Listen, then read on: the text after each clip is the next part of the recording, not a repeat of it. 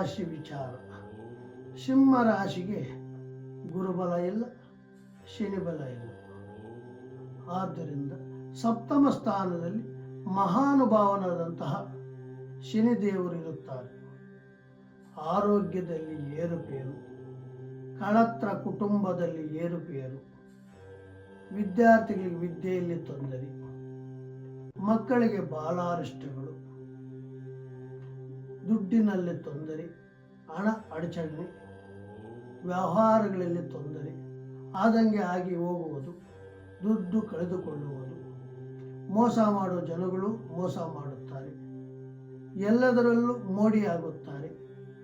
ಆದ್ದರಿಂದ ತುಂಬ ಜಾಗ್ರತೆಯಾಗಿ ಏನೇ ಕೆಲಸಗಳು ಮಾಡುವಾಗ ಒಂದು ನಿಮಿಷ ಆಲೋಚನೆ ಮಾಡಿ ಮುಂದಕ್ಕೆ ಹೋದರೆ ಸಿಂಹರಾಶಿಯವರಿಗೆ ಒಳ್ಳೆಯದಾಗುತ್ತದೆ.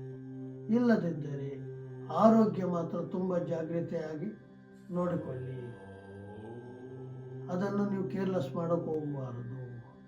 ಮನೋಯತೆ ಬಂದರೆ ಅದನ್ನು ಪಕ್ಕದಲ್ಲಿಡಿ. ಆ ದೇವರ ಧ್ಯಾನವನ್ನು ಮಾಡಿ. ಪ್ರತಿನಿತ್ಯವೂ ನೀಲಾಂಜನಾಯ ನಮಃ ಆರೋಗ್ಯಂ ವಶ್ಯಂ ಕುರು ಈ ಮಂತ್ರವನ್ನು ಪಠನೆ ಮಾಡುತ್ತಾ ಇರಿ. ಎಲ್ಲ ಶುಭದಾಯಕ ನಡೆಯುತ್ತದೆ.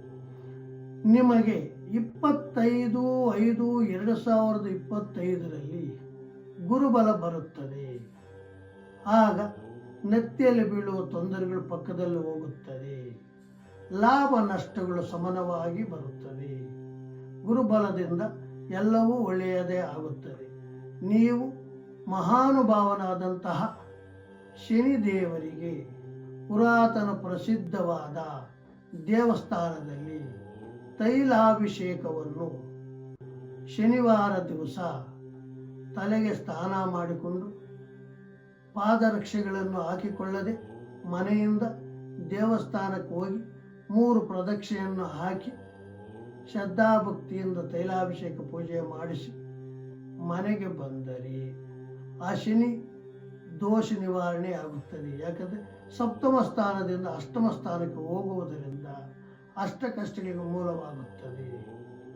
ಗುರುಬಲದಿಂದ ಮೇಲು ಬೀಳು ಇರುತ್ತದೆ. ಆದ್ದರಿಂದ ಜಾಗ್ರತೆಯಾಗಿ ಮುಂದುವರಿಸಿ ಎಲ್ಲ ಜಯವಾಗುತ್ತದೆ. ನಿಮಗೆ ಶುಭ ಸಂಖ್ಯೆಗಳು 1, 2, 3, 5 ಶುಭ ಸಂಖ್ಯೆಗಳು. ಶುಭ ದಿನಗಳು ಭಾನುವಾರ, ಸೋಮವಾರ, ಮಂಗಳವಾರ, ಗುರುವಾರ ಶುಭ ದಿನಗಳು.